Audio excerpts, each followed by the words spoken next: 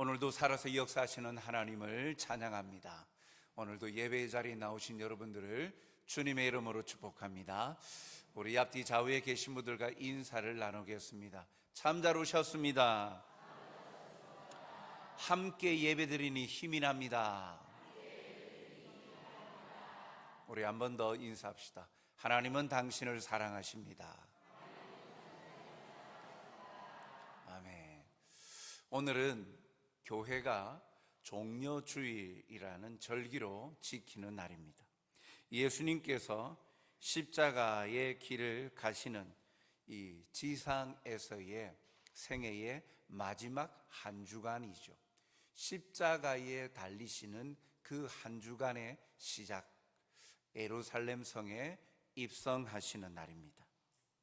주님께서 3년간의 공생의 사역을 마감하시면서 구원 사역을 최종적으로 성취하시기 위하여 오늘 어린 나귀를 타고 예루살렘 성에 입성합니다.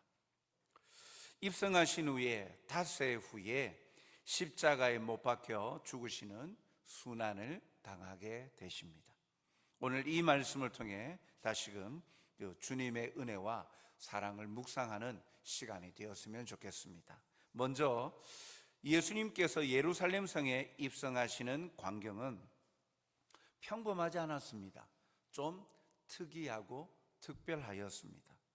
다른 때보다도 굉장히 예수님을 바라보고 맞이하는 사람들이 열광적이었습니다. 오늘 본문 13절을 보면 종려나무 가지를 가지고 맞으러 나가 외치되 호산나 찬송하리로다 주의 이름으로 오시는 이 곧 이스라엘의 왕이시여 하더라 라고 말씀합니다. 백성들은 예수님을 영접하는데 예수님을 왕으로서 영접합니다. 예수님을 맞이하는 사람들의 모습을 각기 다른 이 세 개의 동사를 통해서 한번 우리가 살펴보면, 먼저 첫 번째는 가지고라는 단어입니다. 이는 왕으로 영접한다라는 것을 볼 수가 있죠. 이들은 종려나무 가지를 가지고 나가서 예수님을 영접합니다. 구약의 전통을 보면 의인이나 아니면 이스라엘의 통치자를 상징하는 것이 종려나무의 가지였습니다. 이사야 9장 14절을 보면 그러므로 여호와께서 하루 사이에 이스라엘 중에서 머리와 꼬리와 종려나무 가지와 갈대를 끊으시리니라는 말씀이 나오는데, 이사야 선지자를 통하여서 하시는 말씀 속에 비교가 나옵니다. 머리와 꼬리, 종려나무 가지와 갈대, 이런 비교가 나옵니다. 머리는 종려나무 가지와 대칭이 됩니다. 그 같은 말입니다. 같은 의미입니다. 즉, 이 머리, 종려나무 가지와 동일한 말인데 이것은 곧 지도자를 말하죠. 그 이스라엘 나라를 생각하면 왕을 뜻하죠. 그리고 꼬리는 갈대와 이렇게 연관이 되어지는데 백성들을 말합니다. 백성들은 예수님을 영접하는데 빈손으로 나가지 아니하고 종려나무 가지를 들고 예수님이 예루살렘 성에 들어오시는 것을 영접하지요. 즉 예수님을 자신들의 왕으로 영접하고 있다는 것입니다. 자신들의 지도자라는 거예요. 왕으로 모시고 받아들이고 열광하고 있는 것을 말합니다. 그래서 이 예수님을 맞이하는 그들의 모습이 왕으로서 영접하는 종려나무 가지를 가지고 나온 것을 통해서 그들이 예수님에 대한 인식을 볼 수 있죠. 두 번째 동사는 맞으러 나갔다라는 이 단어입니다. 13절 중반절에 보면 맞으러 나가라고 말씀하는데, 이는 우연히 지나가다가 마주치는 것이 아닙니다. 만남을 목적을 가지고, 특별한 목적을 가지고 만나려 나갔다라는 것이죠. 영접하러 나간 것입니다. 그런데 이 표현 속에는 그들이 흥분되어서 서두르고 있는 모습이 여기 이 맞으러 나갔다라는 단어의 의미가 포함되어져 있어요. 그냥 지나가다가 누가 온다? 누구지? 하고 이렇게 지나치다가 잠시 서서 바라보는 것이 아니라 처음부터 그 마음에 흥분을 가라앉히지 못하고 흥분하여서 그래서 빨리 그 누군가를 영접하려고 빨리 그렇게 서두르며 나가는, 맞으러 나가다라는 그 단어 속에 그 예루살렘 성에 있는 이 백성들의 모습을 볼 수가 있죠. 그들은 죽은 사람을 살리신 위대한 분을 만나기 위해서 그들은 서둘러서 그분이 들어오실 길가로 먼저 나가서 영접하려고 도열에 서 있었다는 거예요. 양쪽으로. 그래서 기다리고 있었다는 것이죠.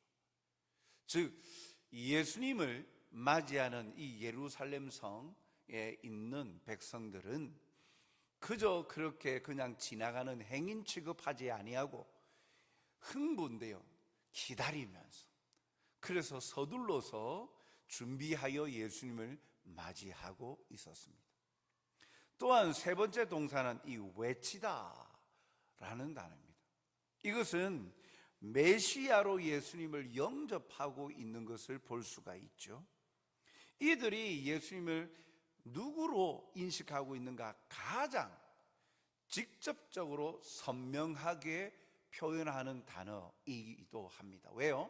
13절 하반절을 보니까 외치되, 예수님을 맞이하면서 외치는데 그 외침의 내용에 대해서 곧 이어서 나옵니다. 호산나 찬송하리로다 주의 이름으로 오시느니 곧 이스라엘의 왕이시여 하더라 라고 말씀하죠. 이들은 예수님을 이스라엘의 왕으로 받아들입니다. 그런데 단순한 왕이 아니죠. 호산나라는 것은 우리를 구원하옵소서, 우리가 비옵나니 우리를 구원하소서라는 의미가 담겨 있는 말이에요. 호산나 외치면서 그 뒤에 주의 이름으로 오시는 이라고 말하죠. 주의 이름으로 오시는 이, 즉 하나님께서 이스라엘 백성들에게 구원자 메시아를 보내시겠다 하셨어요. 그러니까 주의 이름으로 오시는 이는 곧 메시아이심을 말하는 거예요. 이스라엘의 왕으로 오시는데, 이 왕이신데, 예수님이 왕이신데, 이 예수님이 우리를 구원할 메시아 구원자이십니다 라고 흥분되어서 그렇게 예수님을 맞이하고 있는 것이죠. 마태복음 21장 9절 말씀을 보면 병행 구절인데, 앞에서 가고 뒤에서 따르는 무리가 소리 높여 이르되 호산나 다윗의 자손이여 찬송하리로다 주의 이름으로 오시는 이여 가장 높은 곳에서 호산나 하더라. 다윗의 자손이여 하고 주의 이름으로 오시는 이 하고 동일한 말입니다. 우리는 잘 모르지만 그러나 다윗의 자손 하면 이 대명사격으로 이스라엘 백성들에게는 바로 메시아라는 의미이죠. 하나님이 예비하신 구원자, 다윗의 자손에서 구원자 메시아가 나올 것이다 라고 예언을 하였기 때문에 이스라엘 백성들에게 다윗의 자손이라는 이 명칭은 바로 주의 이름으로 오시는 이 메시아이시다라는 거죠. 이처럼 온 무리가 열광하면서 예수님을 왕으로 메시아로 맞이하는 이유가 무엇입니까?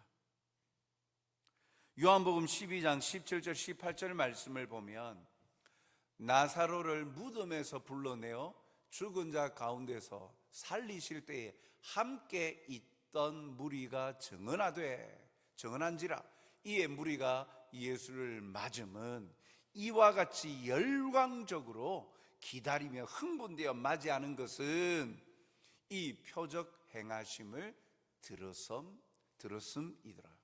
즉 죽은 자를 살렸다, 4일이나 지난 나사로 죽은 자를 살린 기적을 행했다는 거예요. 그 기적을 행한 이가 바로 예수님이라는 거죠.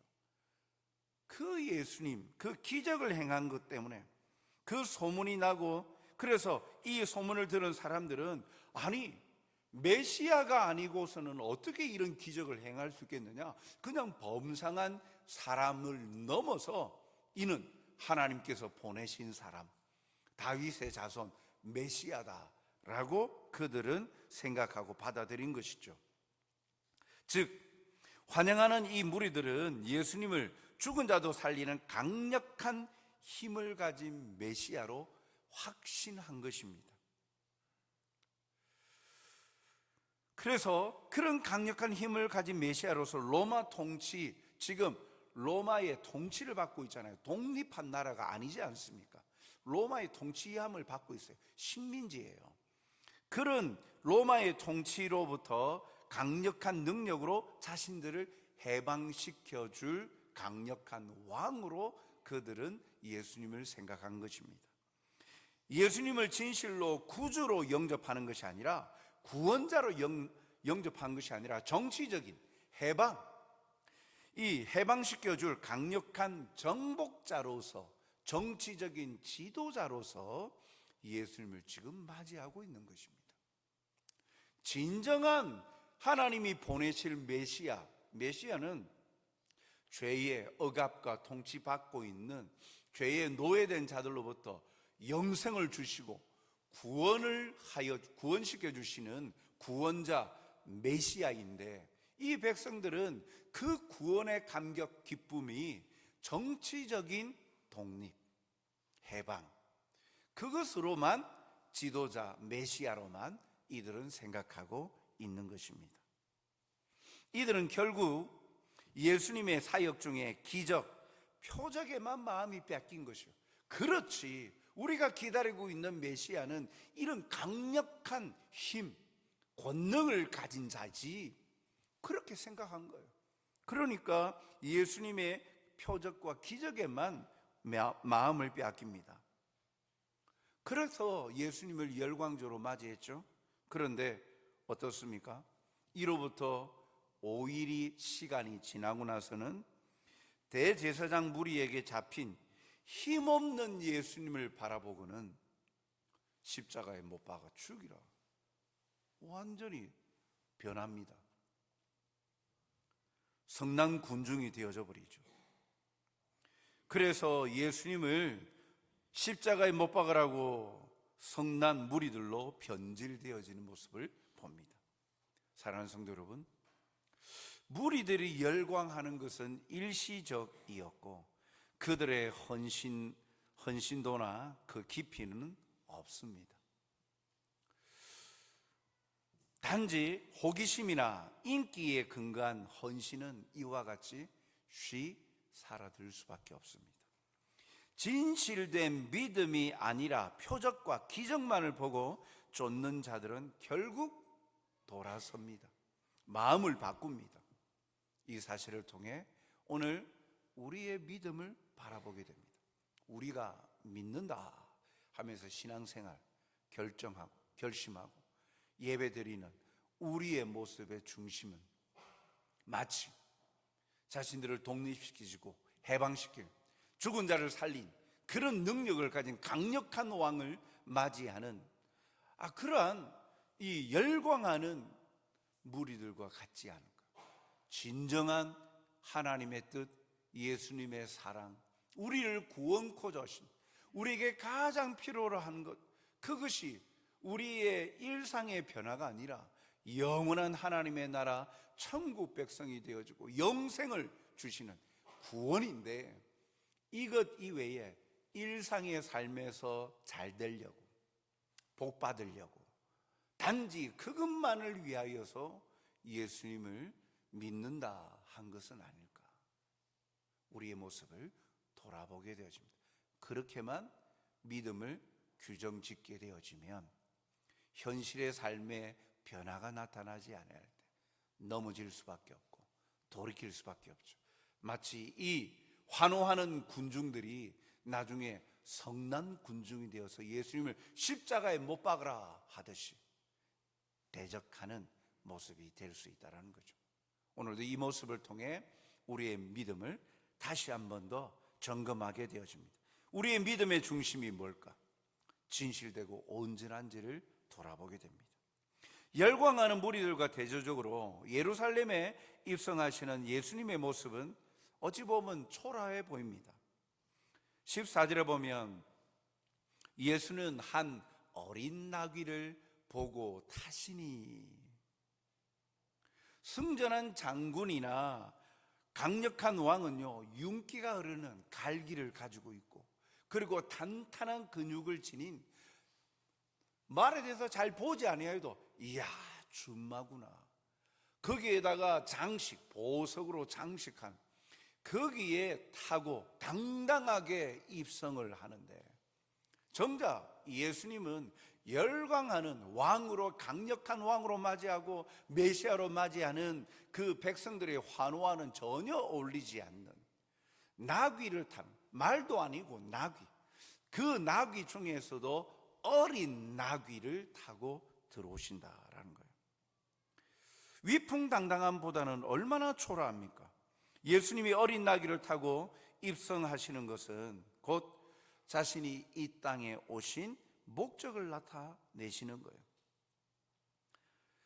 요한복음 12장 15절에 보면 이는 기록된 바 시온 딸아 두려워하지 말라, 보라 너의 왕이 나귀 새끼를 타고 오신다 함과 같더라. 이 말씀은 구약성경 스가랴 9장 9절의 성취를 말합니다. 스가랴 9장 9절 말씀을 보면 시온에 따라 크게 기뻐할지어다, 예루살렘에 따라 즐거이 부를지어다, 보라 내 왕이 내게 임하시나니 그는 공의로우시며 구원을 베푸시며 겸손하여서 나귀를 타시나니, 나귀의 작은 것 곧 나귀 새끼니라. 이 땅에 오신 예수님의 목적이 뭐냐? 하나님의 뜻을 이루시기 위함이시죠. 하나님의 뜻은 죄로 멸망받을 백성들을 구원코자 하시는 하나님의 뜻입니다. 그 뜻을 이루어 가시는데 예수님이 주인공으로 영광 받으시는 자리가 아니라 겸손하셔서 철저히 낮아지셔서 자기는 사라지고 하나님의 뜻이 나타나기를. 그래서 예수님의 사역 곳곳에 보면 예수님의 말씀, 하나님의 말씀이 구약에 예언되어진 것을 그대로 이루어 가시는, 순종하시는 모습을 볼 수 있죠. 자신이 높아지려 하지 아니하시고 하나님의 말씀이 이루어지는 일에 그 생을 다 바치신 분이시죠. 그래서 때로는 침묵하셨어요. 때로는 질고를 받으시면서도 그대로 순복하십니다. 오늘 나귀를 타고, 어린 나귀를 타고 예루살렘 성에 입성하신 것도 그렇게 내가 너희들을 구원할 왕이라, 내가 너희를 구원할 메시아라, 구원자라, 그렇게 존귀와 영광을 받으러 오심이 아니라 겸손히 낮아지셔서 자기는 하나님의 뜻을 이루는 수단과 도구일 뿐이다, 하나님의 높임을 받으시도록 헌신하시고 겸손하신 모습을 볼 수 있죠. 곧 예수님은 이스라엘의 왕으로 오시되 정복자가 아니라 겸손한 종으로 구원을 베푸시는 속죄 제물로 오셨음을 나타냅니다. 왕의 높은 보좌에 오르시지 않고 십자가에 들리신 것이죠. 무리들의 환호와 열광은 자신들이 로마로부터 독립할 것을 꿈꾸며 큰 소리 외치지만 그들이 보아야 할 것은 죄의 억압으로 인하여 멸망의 자리에 이를 자에 구원하여 주시는 분, 영생의 기쁨을 주시는 구원자를 노래해야 하는 것입니다.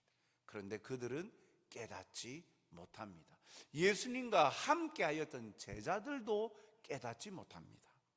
요한복음 12장 16절에 보면 제자들은 처음에 이 일을 깨닫지 못하였다가 예수께서 영광을 얻으신 후에야 이것이 예수께 대하여 기록된 것임과 사람들이 예수께 이같이 한 것임이 생각났더라. 예수님이 승천하시고 성령님을 통해서 비로소 그 의미를 깨닫게 된 것이죠. 사랑하는 성도 여러분, 예수님이 예루살렘에 입성하심을 기념하는 이 종려주일, 이 날은 영 안으로 깨닫지 않으면 한낱 지나가는 절기일 뿐 아무런 우리에게 유익을 주지 못합니다. 왜 교회가 종교력으로 절기를 정하여서 종려주일을 지킬까? 이 종려주일을 통해 무엇을 보고자 하는 것일까? 이 땅에 예수님을 낮고 낮은 자리로 임하게 하시고, 그리고 겸손한 종으로 보내심을 우리에게 보여주심으로 우리를 구원코자 하시는 하나님의 사랑, 그리고 끝까지 그 약속을 이루어 가시기 위하여 낮아지시고 죽기까지 복종하시는 겸손하신 주님의 사랑의 헌신을 묵상하며, 우리가 그런 존재입니다. 우리가 보잘것없는 존재임에도 그러한 하나님의 위대한 사랑과 예수님의 끝까지 죽기까지 복종하시는 그런 사랑의 헌신을 우리가 바라보며 겸손함으로 주님 앞에 감격하고 나가야 됨을 우리에게 깨닫게 해주시는 겁니다. 요한복음 14장 26절에 보면 보혜사 곧 아버지께서 내 이름으로 보내실 성령, 그가 너희에게 모든 것을 가르치고 내가 너희에게 말한 모든 것을 생각나게 하리라. 성령 충만함으로 주어진 삶의 사건들을 분별하고 깨닫는 하나님의 신실한 백성들이 다 되시기 바랍니다. 영의 일은 영으로서만 분별할 수 있는 것이죠. 오늘도 종료주의를 보내면서 성령의 이끌림 받을 때 성령께서, 하나님께서 하시는 그 뜻을 우리에게 밝히 보여주실 것입니다. 성령의 이끌림 받아 오늘도 종료주의를 보내면서 크고 위대하신 하나님 아버지의 사랑, 겸손함으로 죽기까지 복종하시는 주님의 그 희생, 헌신, 우리가 본받아 그 주님의 사랑을 입은 자로서 주님의 구원을 노래하고 기뻐하고 즐거워하는 주님의 신실한 백성들이 다 되시길 주님의 이름으로 축복합니다. 그리고 이 환호하는 무리를 속에 바리새인들도 함께 있었는데 이 열광하는 광경을 보고 그들의 자조 섞인 말들을 보게 되어집니다. 19절에 보면 바리새인들이 서서 말하되 볼지어다 너희 하는 일이 쓸데없다. 보라 온 세상이 그를 따르는도다. 자기들끼리 하는 말이에요. 자기들끼리 뭘 계획을 했습니까? 예수님을 잡으려고 했잖아요. 그 교리를 혼잡하게 만들고 어지럽힌다고 예수님을 잡으려고 했어요. 그런데 너희 하는 일이, 자기들 하는 일이에요. 예수님을 잡으려고 죽이려고 하는 일이, 야, 이 모습을 보니까 쓸데없는 일이다. 이거는 이루어질 수 없는 일이다. 온 세상이 그를 따른다. 예루살렘 백성들이 온 세상은 아니잖아요. 그러나 압도되어진 것이죠. 바리새인들의 눈에 보일 때 열광하는 이 예루살렘 성 백성들의 모습들을 보면서 모두가 그를 따르는구나 라고 자조 섞인 말로 그렇게 이야기합니다. 그런데 이들의 이 자조 섞인 말 속에서 장차 하나님의 구원 역사가 예수님을 구주로 믿고 영접하는 생명의 역사가 온 세상에 퍼질 것을 또한 암시하는 말이기도 하죠. 이들은 안 되겠다라고 내뱉은 말이지만 온 세상이 그를 따르는도다.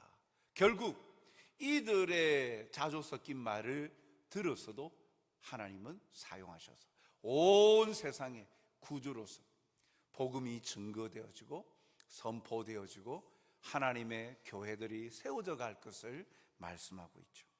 사랑하는 성도 여러분, 그들의 눈앞에 펼쳐지는 광경이 닷새 후에는 역전되는 모습 속에 바리새인들은 아마 희열을 느꼈을지 모릅니다. 아니 이렇게 돌아간다고 상황이?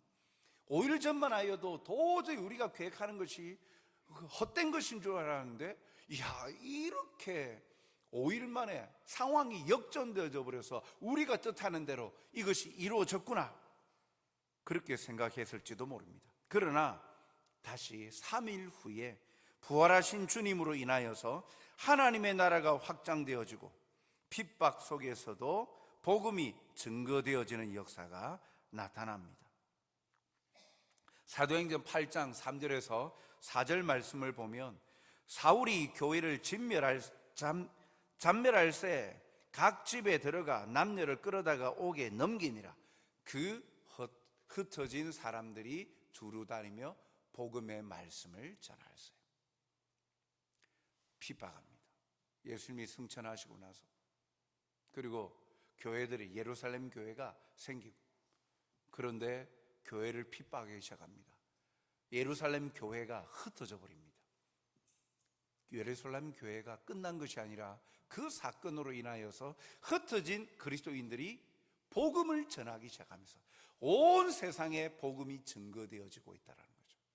오늘 바리새인들이 온 세상이 그를 따르는도다, 자조 섞인 말들이 현실적으로 하나님께서 이루어 가시는 모습을 보게 되어지죠. 종려주일, 호산나 외치며 이 땅의 구원자로 낮고 낮은 자리로 겸손하게 임하신 주님의 길을 본받아 구원자이신 주님을 외치며 전하는 하나님의 사람들이 되시길 바랍니다. 오늘도 이 종려주일을 시작으로 고난주간을 보내게 되어집니다. 주님 고난 당하심이 주님 자신의 죄 때문이 아니라 내 죄 때문임을, 내 죄를 사하여 주시려고 주님께서 그 고난의 길을 걸으셨음을 생각하게 되어집니다. 오늘도 이 종려주일을 맞이하면서 이제 시작되어지는 고난주간 속에 우리의 생각과 마음을 다시 한 번 더 바로잡고 부활의 영광을 맞이하기 위하여서는 내가 죽어야 부활의 기쁨을 맞이하죠.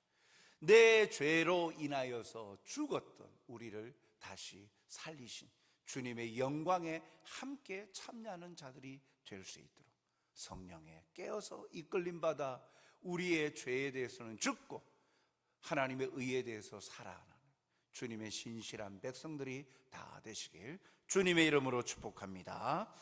사랑과 자비가 풍성하신 아버지 하나님, 오늘도 종려주일을 맞아 우리를 위하여 고난의 길을 걸으시고 십자가의 죽으심의 자리까지 이르신 주님의 겸손하신 순종을 보게 되어집니다. 오늘도 우리가 누구이길래 이러한 크신 은혜와 사랑을 받는 자가 될 수 있습니까? 감사합니다. 오늘도 이 은혜 잊지 아니하고 오늘부터 시작되어지는 고난주간 주님의 사랑, 은혜를 묵상하며 주님의 사랑을 삶에서 실천하고 나누는 하나님의 신실한 백성들이 되게 도와주시옵소서. 감사하며 예수님 이름으로 기도드리옵나이다. 아멘.